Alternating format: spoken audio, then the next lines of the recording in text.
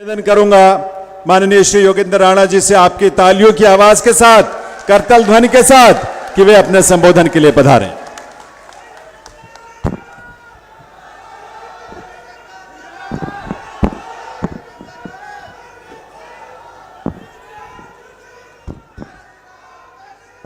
भारत माता की, वीर शिरोमणि महाराणा प्रताप, वीर शिरोमणि महाराणा प्रताप, महाराणा सांगा। आज के इस वीर शिरोमणि महाराणा प्रताप जी की राज्य स्तरीय जयंती समारोह में उपस्थित हमारे हरियाणा के 2,80,00,000 लोगों की दिलों की धड़कन, गरीबों के मसीहा, किसानों का ध्यान रखने वाले, व्यापारी, कर्मचारी, हर वर्ग के प्रति अपनी सहानुभूति रखने वाले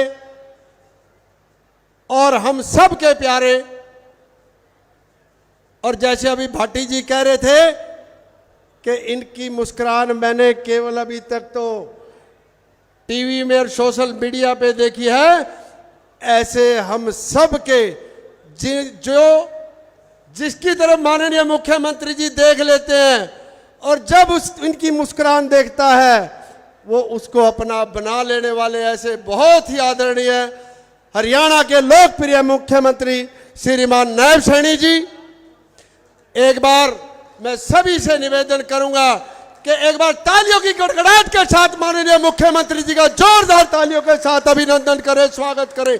तालियां बजती रहनी चाहिए माननीय मुख्यमंत्री जी के लिए।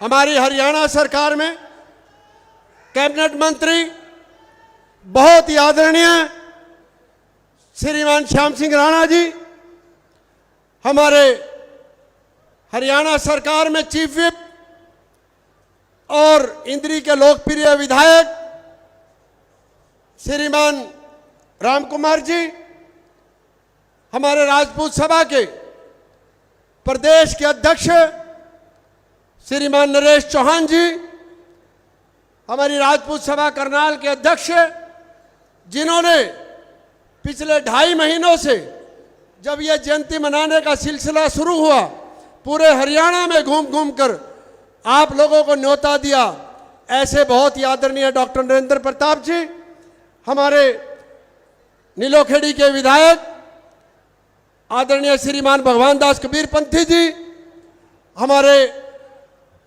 उत्तर प्रदेश जो कि हमारी सीमा से लगता है, हमारे रिश्तेदार कहिए, हम सब के दुख सुख के साथी कहिए, और जिनकी कहेंगे जब इनकी रिश्तेदारी भी, इनकी राजधानी भी हरियाणा में ही है, ऐसे बहुत ही लोकप्रिय उत्तर प्रदेश के पूर्व में मंत्री रहे श्रीमान सुरेश राणा जी, और जो हमारे पुंडरी से विधायक श्रीमान सतपाल जांबा जी, हमारी पूर्व में विधायक रही बहन रेखा राणा जी, हमारे पूर्व में विधायक रहे शशि परमार जी, क्रांतिकारी नेता सूरजपाल अम्मू जी, हमारे परमजीत जी, और जो राजस्थान की धरती से आए और जिनका अभी आपने अनुमोदन सुना, इनको 9 तारीख को भी आना था,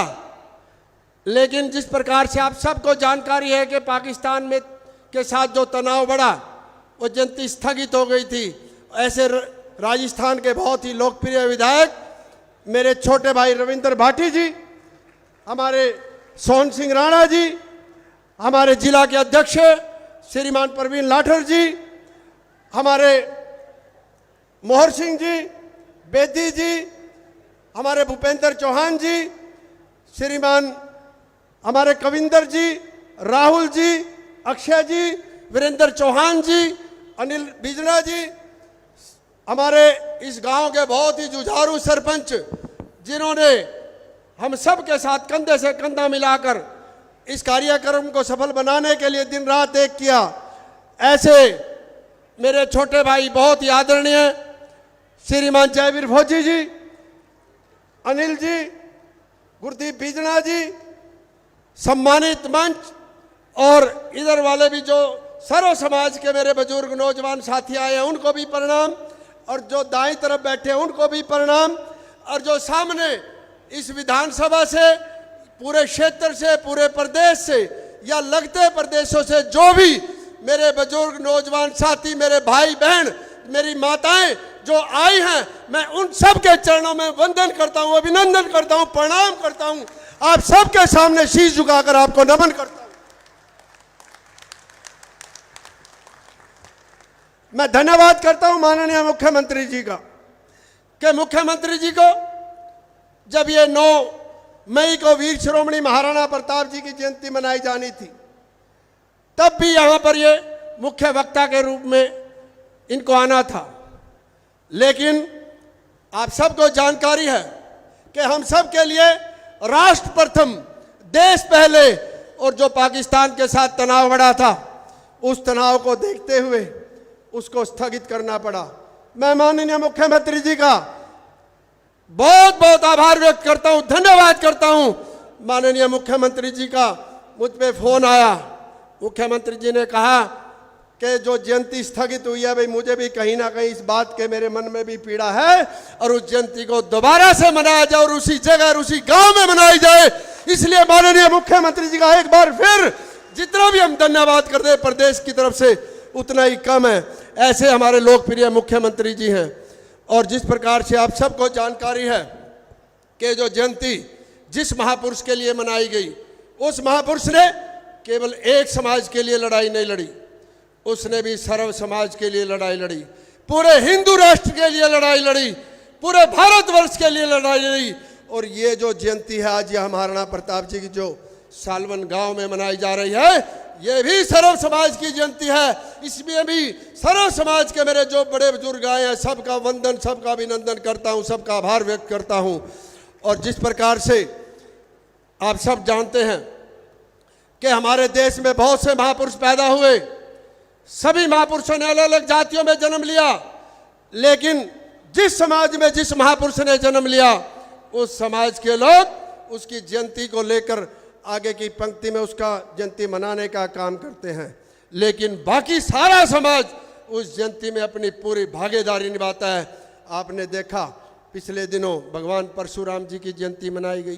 23 तारीख को माननीय मुख्यमंत्री जी की विधानसभा में ही, लाडवा में ही, हमारे कश्यप जी जो विधायक हैं, हमारे इंद्री से मेरे साथी, वो बैठे हैं, उन्होंने एक भव्य महर्षि कश्यप जयंती का आयोजन किया। ऐसे ही चाहे महर्षि वाल्मीकि की बात करें, चाहे संत रविदास जी की बात करें, चाहे गुरु नानक देव जी की बात करें, जितने भी हमारे इस देश में महापुरुष हुए हैं, सबकी जयंती जिस प्रकार से मनाई जाती है। हरियाणा सरकार में जो हमारे पूर्व में मुख्यमंत्री श्रीमान हमारे मनोहर लाल जी थे, उन्होंने सिलसिला शुरू किया था, उससे पहले इस प्रकार के बहुत कम आयोजन होते थे। इसलिए मैं उनका भी इस मंच के माध्यम से आभार व्यक्त करता हूं, धन्यवाद करता हूं। सबसे बड़ी जो सीख जाती है, जो हमारे देश का भविष्य है, हमारे देश का कल है, हमारे देश का युवा भारत है, उसको ऐसी जयंती मनाने से जो हमारे देश में जो महापुरुष जो योद्धा हुए हैं उनके बारे में जानकारी मिलती है। इसलिए इस प्रकार के जो आयोजन होने से विशेष रूप से हम सबको कुछ ना कुछ सीख लेकर जानी चाहिए। और जो जिस भी महापुरुष ने संदेश दिया है, हर महापुरुष ने केवल और केवल एक ही संदेश दिया है, सर्वधर्म को साथ लेकर चलने का, सर्व समाज को साथ लेकर चलने का।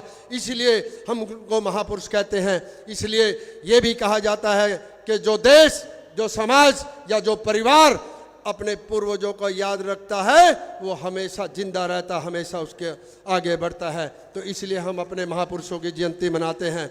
और मैं ये बात कहना चाहूँगा कि जिस प्रकार से महाराणा प्रताप जी के बारे में, क्योंकि मुझे जिस पर जो कहना है उनके बारे में एक कहावत है, दंत कहां तक टाला जाए, युद्ध कहां तक टाला जाए, तू भी है राणा का वंशज, फेंक जहां तक भाला जाए। तो ऐसे हमारे वीर श्रोमणी महाराणा प्रताप थे। मैं ज्यादा, क्योंकि समय आप काफी देर से बैठे हुए हो, और मैं माननीय मुख्यमंत्री जी का एक बात कहना चाहूंगा।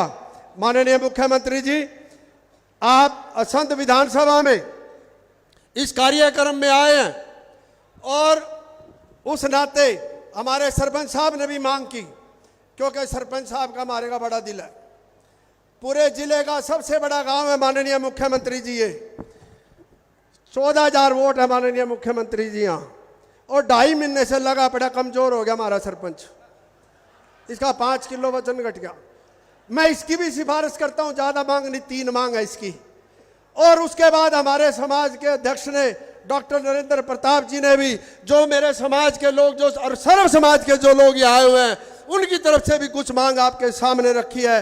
चाहे गुड़गांव की बात हो, चाहे करनाल की बात हो, चाहे कुरुक्षेत्र की बात हो, चाहे भिवानी की बात हो, हर मांग आपके सामने हमारे अध्यक्ष जी ने रखी है। मैं आपसे ये बात कहना चाहूँगा, अपनी मांग का भी मेरा अधिकार है, वो मैं करूँगा, लेकिन इनकी तो मैं पहले सिफारिश कर दूँ, इनकी मांग लियो। और इस विधानसभा में आए हो, मैं भी आपका लाडला हूँ, उस लाडले के नाते तो इस विधानसभा में आए। ये जनता आपको बहुत प्यार करती है, प्यार करती हो तो एक बार मुख्यमंत्री जी के तो भाई मांग लें। और मुख्यमंत्री जी से ऐसे बड़े दिल वाले हैं भाई, मांग दे के जाएंगे। माननीय मुख्यमंत्री जी, वैसे तो आपने काफी मांगों पर सहमति जता दी, लेकिन मैं कुछ मांग थोड़ा सा आपके समक्ष रहना चाहूंगा। जो सबसे बड़ी मांग है, या तो एक ही मांग पूरी करते हो माननीय मुख्यमंत्री जी। कविंदर जी 2 मिनट जरा। माननीय मुख्यमंत्री जी, या तो एक ही मांग पूरी करते हो। जनता बैठी है, बोलो एक ही मांग तक काम चला लोगे? एक मांग है भाई, असंध को जिला बनाना, और उसके साथ साथ माननीय मुख्यमंत्री जी, आदमी लालची होता है। सुनो मुख्यमंत्री जी, आदमी लालची होता है, मैं भी लालची हूं, पर वाजिब लालच सबको करना चाहिए, हर एक इंसान करता ही है। तो जब तक जिले की घोषणा आप आज करो, कल करो, जब मर्जी करो, ये हमने आप पे छोड़ा, ये जनता ने छोड़ दिया मुख्यमंत्री जी ने भाई। और उसके बाद कुछ और, तब तक थोड़ा बहुत काम हो रिड़क जाए, यहाँ कुछ डेवलपमेंट का काम हो जाए, वो भी मैं मांग आपके सामने रखना चाहूंगा। माननीय मुख्यमंत्री जी, हरियाणा के अंदर एक, माननीय मुख्यमंत्री जी 2-3 मिनट लेंगे मुख्यमंत्री जी, जनता काफी देर की बैठी है। IIT हरियाणा को एक दी गई है केंद्र सरकार ने, और मुड़क के अंदर उसकी फिजिबिलिटी रिपोर्ट भी वहां जा चुकी है। और माननीय मुख्यमंत्री जी, वहां 350 एकड़ जमीन है, 300 एकड़ की रिक्वायरमेंट है, और वो पानीपत, करनाल और GT रोड से लगता हुआ मुड़क गांव है। तो मेरा आपसे अनुरोध है, यदि वो IIT यहाँ मुड़क गांव के संत विधानसभा में मिल जाए तो सबसे बड़ी बात है, वो पूरे प्रदेश का सेंटर है, पूरे प्रदेश का बीच वाला क्षेत्र है। तो मुख्यमंत्री जी, ये सारी जनता, पूरा जिला करनाल, पानीपत और हरियाणा आपका धन्यवाद करेगा।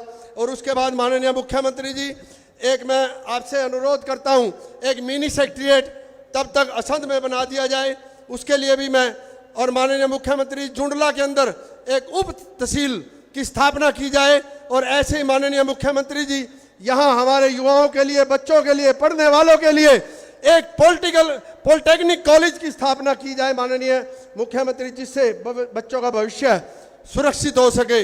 और ऐसे ही माननीय मुख्यमंत्री जी, हमारे सरपंच साहब ने भी स्टेडियम की मांग की। एक स्टेडियम यदि असंध में भी बन जाए तो पूरे क्षेत्र का भला होगा। ये तो इनका तो फर्ज बना है, इनका तो हक बना है जी, हाँ जयंती करी इन्होंने, एक वहाँ भी दे दोगे तो आपका बहुत धन्यवाद होगा। और ऐसे ही माननीय मुख्यमंत्री जी, एक मैं आप महाग्राम योजना में कुछ हमारे गांव में रडाना, रहाड़ा और चोचड़ा, उसमें भी यदि वो आ जाए, वो उसकी सारी जो शर्तें पूरी करते हैं, वो भी माननीय मुख्यमंत्री जी मैं निवेदन करूंगा कि वो भी यदि इसमें शामिल हो जाए तो आपका आभार होगा। ऐसे ही नए डिविजनल स्टोर की आवश्यकता है यहाँ पे, क्योंकि लोगों को बिजली के किसी भी काम के लिए, पीडब्ल्यूडी के काम के लिए, पब्लिक हेल्थ के काम के लिए करनाल जाना पड़ता है। यदि सब डिवीजन यहाँ बन जाएगा तो निश्चित रूप से लोगों को 45 किलोमीटर नहीं जाना पड़ेगा। और ऐसे ही माननीय मुख्यमंत्री जी, यहाँ पर मैं अनुरोध करता हूँ, मैंने 8-10 गाँव में सामुदायिक केंद्र, कम्युनिटी सेंटर के लिए आपको दिया और आपने उसके लिए यश भी करी है मुख्यमंत्री जी। एक वो सारे के सारे 8-10-12 गांव में जितने वो भी आप आज घोषणा कर जाएंगे तो ये लोग सारे खुश होंगे जी। और माननीय मुख्यमंत्री जी, यहाँ पर भी इस गांव में एक ड्रेन है जो इन्होंने मांग की, हमारे सरपंच साहब ने, गाँव के बीच में ही जाती है वो। यदि वो ड्रेन पक्की हो जाए, क्योंकि जैसे अब बरसात आती है, बरसात के अंदर वो ड्रेन टूट जाती है, गांव दोनों तरफ से डूब जाता है। तो मेरा अनुरोध है, यदि उसकी साइड की पटड़ियाँ पक्की हो जाए और उस पर फुटपाथ बन जाए, सड़क बन जाए, तो कहीं ना कहीं गाँव को बाढ़ से राहत मिलेगी। एक वो भी काम माननीय मुख्यमंत्री जी बहुत ही जरूरी है। और ऐसे ही माननीय मुख्यमंत्री जी, यहाँ पर एक CHC तब्दील करने की बात थी, PHC में आप थोड़ा सा उसमें आपने बताया मेरे को, लेकिन उसका नाम यदि आप उसमें श्री मोहन सिंह मुढ़ाड़ से रख दे तो निश्चित रूप से गांव वालों का भी कहीं ना कहीं फक्र से हमारा भी सीना चौड़ा होएगा। और ऐसे ही माननीय मुख्यमंत्री जी, मैं आपसे अनुरोध करता हूं कि हमारे यहाँ पर एक जो शूटिंग रेंज बननी है, तो शूटिंग रेंज के लिए भी माननीय मुख्यमंत्री जी मैं आपसे अनुरोध करूंगा कि यदि करनाल के हमारे यहाँ पर शिरसी गांव है, दादूपुर गांव है, वहाँ पर फिजिबिलिटी की यदि बात करें, उस यदि फिजिकल रिपोर्ट उसकी तय करा ली जाए तो यदि वहाँ वो बन जाए तो निश्चित रूप से हमारे युवाओं को भी कहीं ना कहीं उसका बहुत बड़ा लाभ होगा। और वैसे हमारे यहाँ के असंध के अंदर एक महाराणा प्रताप एक स्मृति भवन बन रहा है, उसके लिए भी कुछ ना कुछ आप अनुदान देकर जाएं। और बाकी जितनी भी मांग हमारे अध्यक्ष जी ने कही है, नरेंद्र प्रताप जी ने या हमारे सरपंच साहब ने कही है, मैं आपसे हाथ जोड़कर विनम्र निवेदन करता हूं, उन सारी मांगों पे मोहर लगा दे माननीय मुख्यमंत्री जी। आप आए, आपने दोबारा टाइम दिया मेरे को, किसी को एक बार भी टाइम लेना मुश्किल होता है और आपने मेरे को 2 बार टाइम दिया, इसलिए आपका तहे दिल से आभार, तहे दिल से धन्यवाद। जय हिंद, जय भारत। और आए हुए सभी मेरे बुजुर्गों, नौजवान साथियों का मैं तहे दिल से आभार करता हूं, जो प्यार और आशीर्वाद आप लोगों ने मुझे दिया। मुझे पिछले 2.5 महीनों में सैकड़ों नए गांव में जाने का मौका मिला जो मैंने सुने भी नहीं थे, और वहां से भी लोग जिस प्रकार से भारी संख्या में आए हैं, मैं आप सबका अपनी तरफ से, जिला राजपूत सभा की तरफ से, पूरे सालमन गांव की तरफ से अपनी करतल ध्वनि के साथ इस प्रदेश के यशस्वी मुख्यमंत्री नायब सिंह सैनी जी का अभिनंदन वंदन करते हुए उनसे निवेदन करें, इस अवसर पर वे अपने संबोधन से हम सबको कृतार्थ करें। माननीय मुख्यमंत्री महोदय।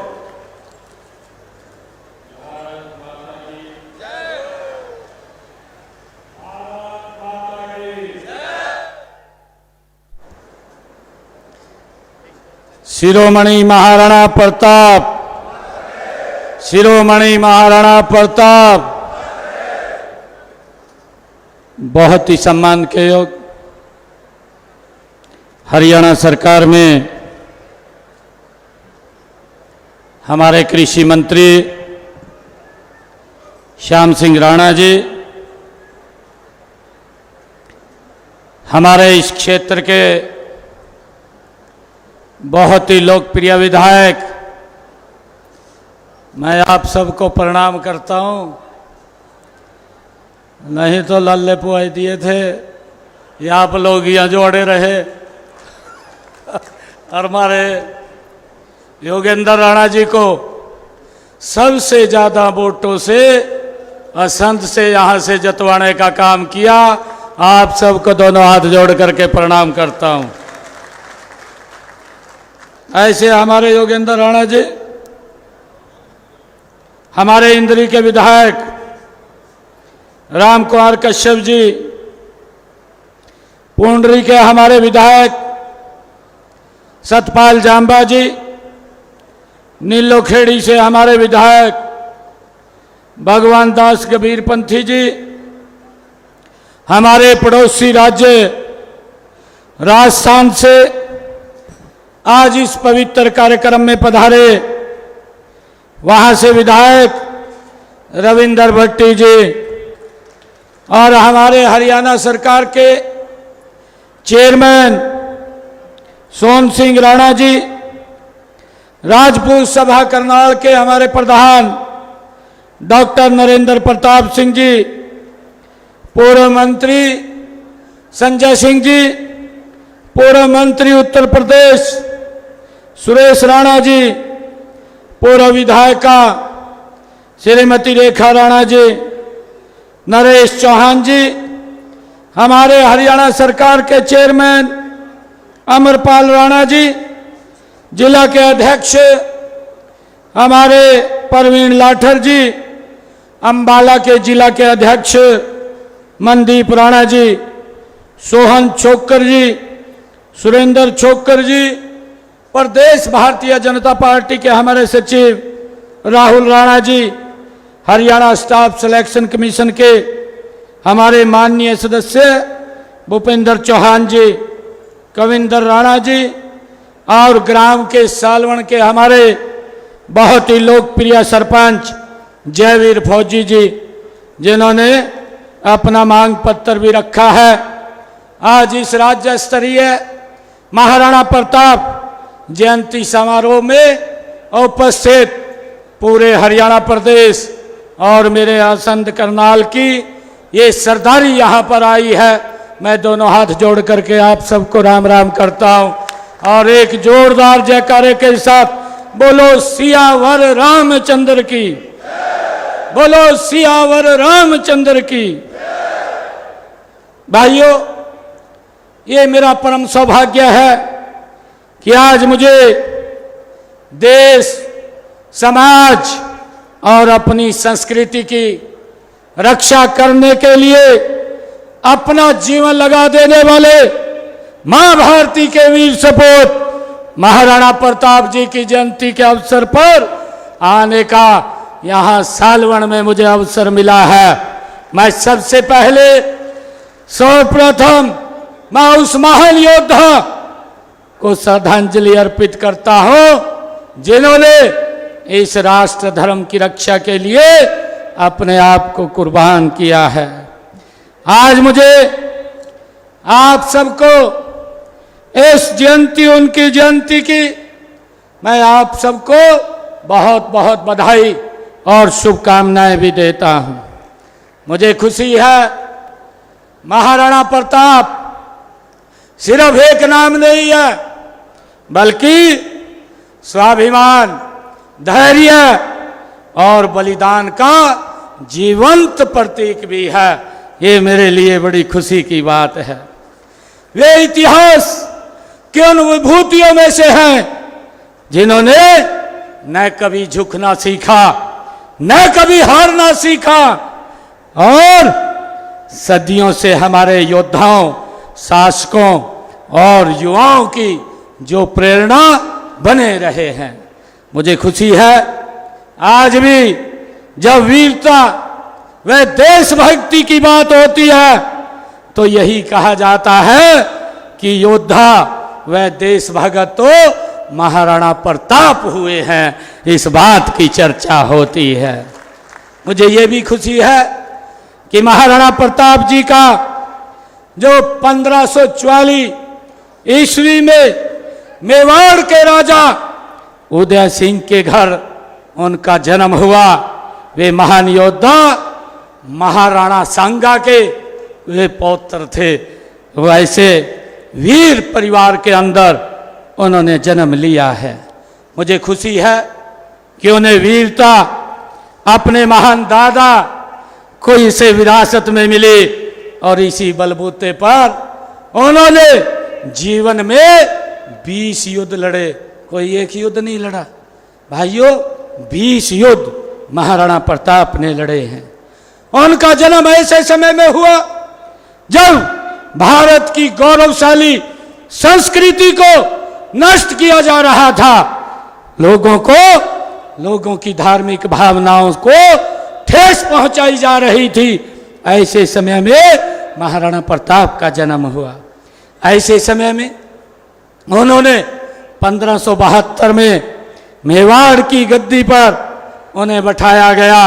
इससे पहले उनके पिता श्री जो राजा उदय सिंह जी, जो मेवाड़ के गौरव को बचाने के लिए लगातार वो संघर्ष करते रहे हैं।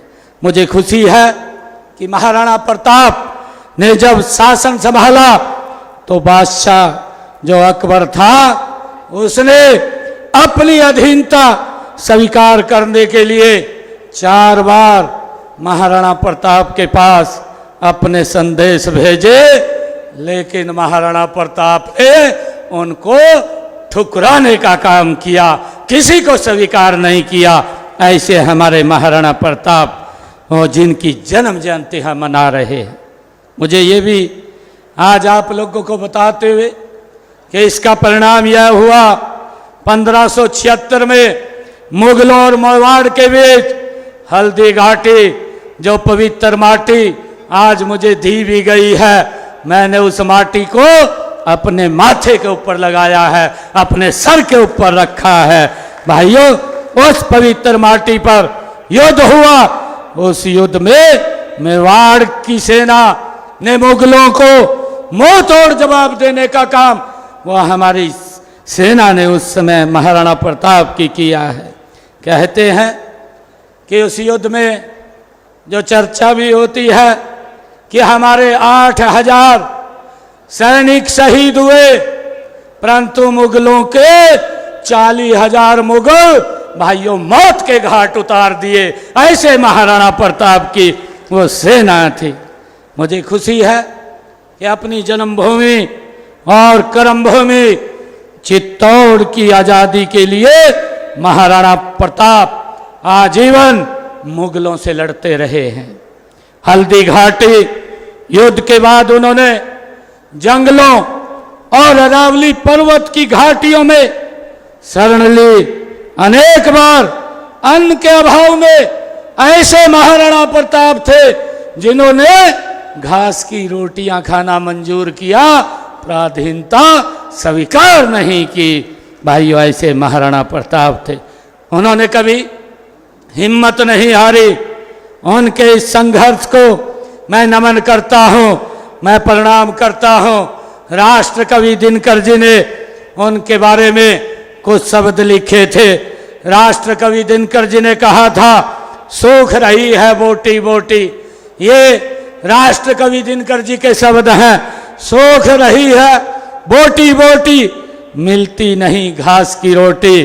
गढ़ते हैं इतिहास देश का, गढ़ते हैं इतिहास देश का, सहकर कठिन समय की मार। नमन उन्हें मेरा सतबार, नमन मेरा उन्हें सतबार। भाइयों, महाराणा प्रताप 12 वर्षों तक अकबर जैसे महत्वाकांक्षी और असीम साधनों वाले शासक से वो लड़ते रहे हैं। इस दौरान दीवेर, खिमसर और राकेम की लड़ाई में मुगलों को हार का मुंह देखना पड़ा और उन्होंने अपना खोया हुआ क्षेत्र मुगलों से वापस लिया। भाइयों, हमें खुशी है। मैं आज मित्रों एक बात कहना चाहता हूं कि महाराणा प्रताप जी का जीवन हमें संदेश देता है, हमें संदेश देता है जब तक स्वाभिमान तब तक स्वाभिमान से जीते हैं। ये हमें महाराणा प्रताप का जो जीवन है वह हमें संदेश देता है। तब तक आत्मा है तब तक जीवित है। हल्दी घाटी का युद्ध सिर्फ एक युद्ध नहीं था, वो एक विचारधारा का वो युद्ध था। एक और थी अजय दिखने वाली मुगल साम्राज्य की शक्ति और दूसरी ओर अकेला योद्धा जिसने जंगलों में कष्ट सहन करके अपनी मातृभूमि को झुकने नहीं दिया। ऐसे महाराणा प्रताप वो यशस्वी तेजस्वी थे। भाइयों, मुझे आज मैं एक बात और कहना चाहता हूं। मैं आप लोगों से इस बात को हमने विचार भी करना चाहिए। इस बात के बारे में हमें सोच करके इसको आगे भी बढ़ाना चाहिए। मैं एक बात कहना चाहता हूं कि हमें अपने इतिहास को स्वदेशी नजरिए से नहीं देखना चाहिए। विदेशी नजरिए से हमें अनेक बार पराजित ही दिखाया गया है। ये कहा गया है इतिहास के अंदर कि हम हारे हैं, जबकि हम हारे नहीं हैं। वीर महाराणा प्रताप के मामले में ऐसा दिखाने की कोशिश की गई है। इतिहासकार मानते हैं कि हल्दी घाटी के युद्ध में कोई विजय नहीं हुआ, कुछ तो अकबर को विजय ही दिखाते रहे हैं भाइयों। लेकिन युद्ध में महाराणा प्रताप विजय हुए हैं। वहां एक तरफ अगर हम देखते हैं मुगलों की 85,000 की सेना सैनिक थे, और वहीं दूसरी तरफ अगर हम देखें महाराणा प्रताप के 20,000 सैनिक, जिन्होंने मुगलों को धूल चटाने का काम किया है। भाइयों, ये राजपूत सेना थी। मुझे खुशी है कि इसलिए आज हम अपने इतिहास को स्वदेशी नजरिए से हमें देखने की जरूरत है, आज आवश्यकता है। विदेशी नजरिए में तो भ्रामक तथ्य प्रस्तुत किए जाते हैं। उदाहरण के तौर पर अगर हम बात करें, आर्यों को दिखाया गया था इतिहास के अंदर कि भारत पर आर्यों ने आक्रमण किया। इस प्रकार की बातें इतिहास के अंदर कही गई हैं, जबकि आज का विद्वान, आज हमारे जो आर्य, वो बोलते हैं कि आक्रमण नहीं हुआ है। उन्होंने इस बात से इनकार किया है।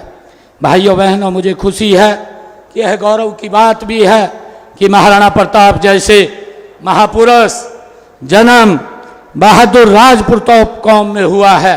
और मुझे ये भी खुशी है कि आपने देश को महान शासक, देशभगत, बहादुर जवान दिए हैं। भारत की आन बान और शान की रक्षा के लिए कुर्बानियां देने वालों में आपका अग्रणी में नाम लिया जाता है। मुझे भाइयों इस बात की खुशी है। मुझे ये भी खुशी है कि भाइयों, जब हम देखते हैं कि मुगल साम्राज्य के पतन में मराठा व राजपूत कौम की भूमिका को कौन भुला सकता है। भाइयों, इसके बारे में ये सर्वविदित ही है। आपने सदा ही अन्याय के विरुद्ध संघर्ष किया है। राष्ट्र के मान सम्मान और स्वाभिमान की रक्षा के लिए बड़ी बड़ी चुनौतियों की भाइयों बड़ी बड़ी कुर्बानियां भी आपने दी है। जो समाज एवं राष्ट्र अपने महापुरुषों, वीरों व शहीदों को याद करता है, उसका सम्मान करता है और सदैव उनके शौर्य और उपलब्धियों पर गर्व करता है, तो गौरव का अनुभव होता है। वह सदा समृद्ध और प्रगति की ओर अग्रसर होता है। भाइयों, इसलिए हमें अपने महापुरुषों और गौरवशाली इतिहास को सदैव याद रखना चाहिए। इस समारोह के लिए मैं आयोजकों को भी बहुत बधाई देता हूं। महाराणा प्रताप जी का जीवन साहस, स्वतंत्रता, आत्मसम्मान का ये प्रतीक रहा है। उन्होंने अंतिम सांसों तक देशभक्ति और स्वराज की ज्वाला को जलाए रखा है। उनका संकल्प था स्वतंत्रता सर्वोपरि है, चाहे उसके लिए कितनी भी कठिनाइयां सहन करनी पड़े। आज जब हम भारतीय संविधान का 75वां ये वर्ष मना रहे हैं, तो उनके मूल सिद्धांतों में यही भावना झलकती है। इससे स्वतंत्रता, समानता, न्याय, धर्मनिरपेक्षता को सर्वोच्च स्थान दिया गया है। यह महाराणा प्रताप जैसे स्वराज पुरोधा अपने गौरवशाली अतीत, संघर्षशील स्वतंत्रता सेनानियों और लोकतांत्रिक मूल्यों का सम्मान है। मुझे खुशी है कि देश के यशस्वी प्रधानमंत्री आदरणीय नरेंद्र मोदी जी के नेतृत्व में जो उन्होंने कहा है जय जवान, जय किसान, जय विज्ञान और जय अनुसंधान। इस मंत्र के साथ भारत दुनिया की महाशक्ति की ओर गति से अग्रसर है। मुझे ये खुशी है। अभी हम देखते हैं कि अभी एक घटना क्रम पहलगाम का हुआ है। पूरे देश के अंदर उसको लेकर के एक बड़ा रोष था, बड़ा दुख था, और देश के लोग चाहते थे कि पाकिस्तान को उसका जवाब दिया जाए। भाइयों, देश के यशस्वी प्रधानमंत्री उन्होंने एक मंच के ऊपर कहा कि अब समय आ गया है, अब वो समय आ गया है कि आतंकवाद की बची कुची जमीन उसको मिट्टी में मिलाने का अब ये समय आ गया है। और भाइयों, 9 मई को मैंने इसी स्थान के ऊपर आप लोगों के बीच में आना था, परंतु आदरणीय मोदी जी ने 7 तारीख को रात 1:30 बजे पाकिस्तान की भूमि के ऊपर जा करके जहां आतंकवाद पनपता था उसको मिट्टी में मिलाने का काम हमारे जांबाज सैनिकों ने किया है। मैं उनको नमन करता हूं, उनको प्रणाम करता हूं। भाइयों, उसका जवाब पाकिस्तान की भूमि के ऊपर देने का काम किया है। यही महाराणा प्रताप का विचार है, यही महाराणा प्रताप ने हमें रास्ता दिखाया है।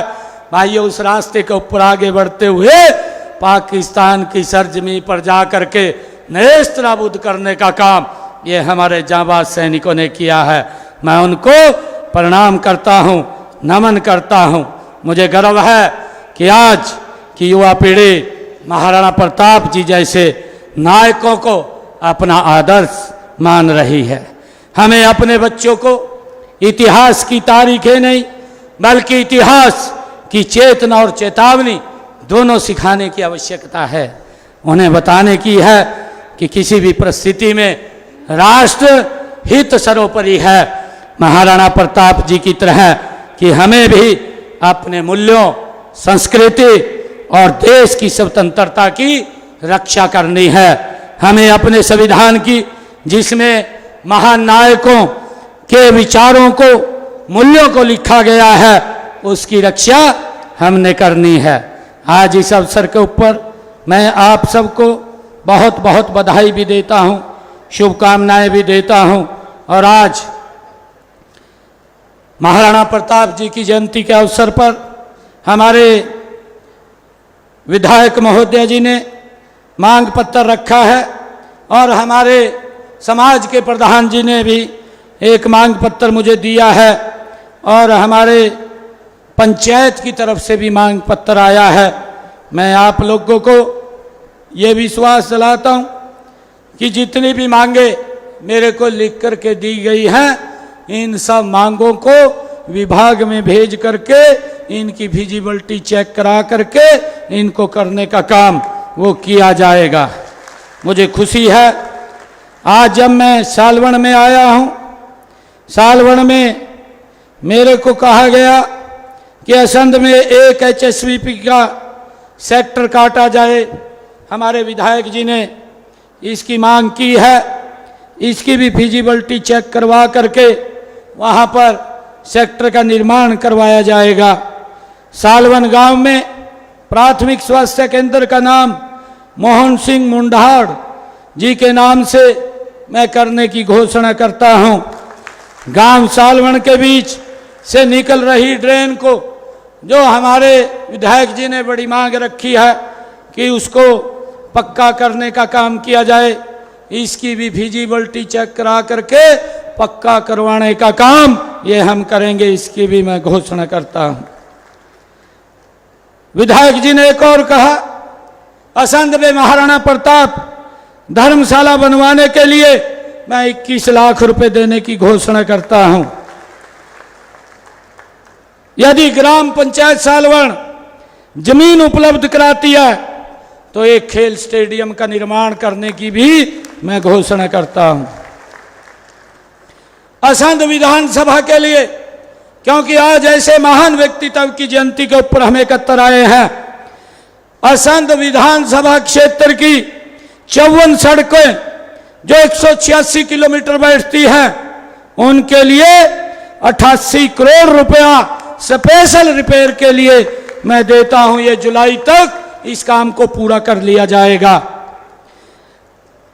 हमारे इसी असंध विधानसभा की 16 सड़कें जिनकी स्पेशल रिपेयर की बात कही गई है, जो 91.49 किलोमीटर की है, उनको भी जुलाई तक पूरा कर लिया जाएगा, उनकी भी स्पेशल रिपेयर की जाएगी।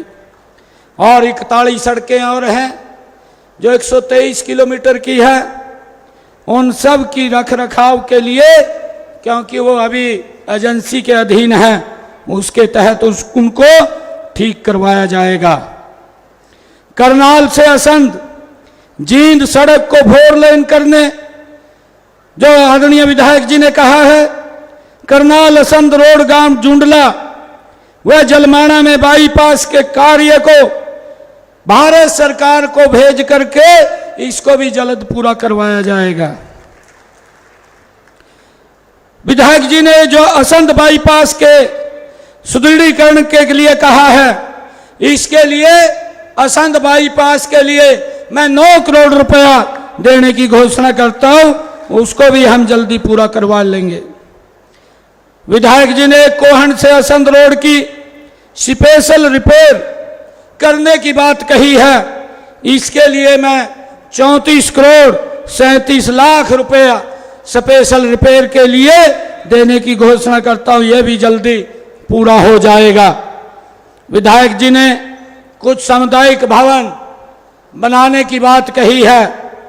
विधानसभा क्षेत्र में जो भी लिस्ट हमारे विधायक जी देंगे, उन सब के लिए मैं अलग से 5 करोड़ रुपया देने की घोषणा करता हूं, जो सामुदायिक भवन यहां बनने हैं।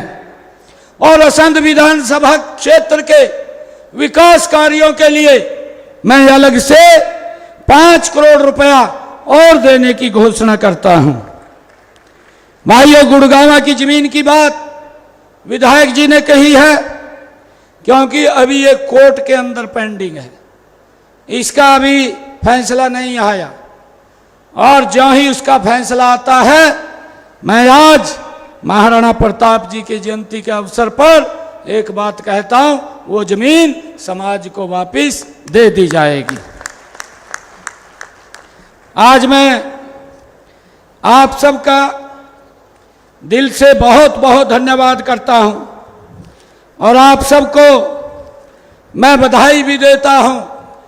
ये महापुरुष, ये हमारा इतिहास है। मुझे तो गर्व है, अपने केंद्रीय मंत्री पूर्व में जो हरियाणा प्रदेश के मुख्यमंत्री रहे आदरणीय मनोहर लाल जी के ऊपर, जिन्होंने इस व्यवस्था को खड़ा किया। नहीं तो पहले अपने परिवार के महापुरुषों का ही ध्यान करते थे, भाइयों किसी और का ध्यान नहीं होता था। आज मुझे खुशी है, पिछले 10 वर्षों में महाराणा प्रताप, महाराणा सांगा और गुरु तेग बहादुर, गुरु गोविंद सिंह, गुरु रविदास, भगवान वाल्मीकि, संत कबीर, ऐसे महापुरुषों की जयंतियों को राज्य स्तर पर हमें मनाने का अवसर मिल रहा है।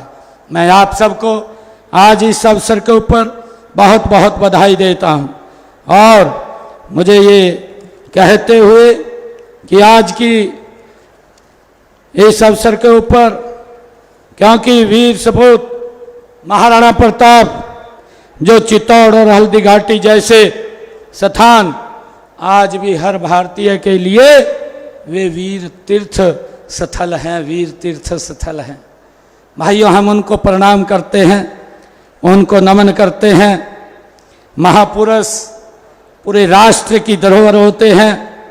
उनका महान व्यक्तित्व हमें देशभक्ति, देश सेवा, आपसी भाईचारे और एकता की महान परंपराओं को और अधिक मजबूत कर बनाने तथा प्रदेश को विकास में महत्वपूर्ण योगदान देने के लिए प्रेरणा देता है।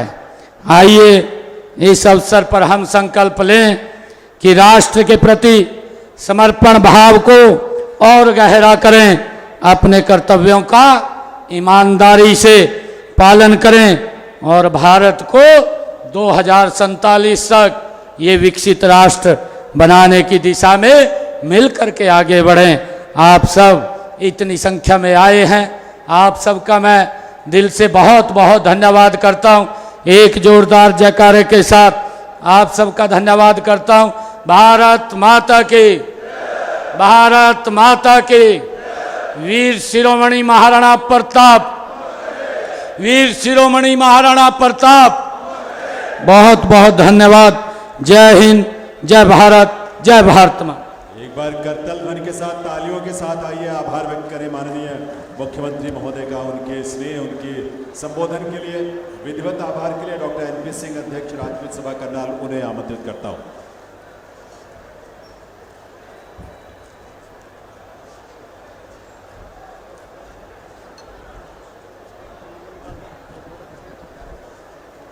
आप सभी इतनी संख्या में आए, आप सभी का बहुत बहुत धन्यवाद।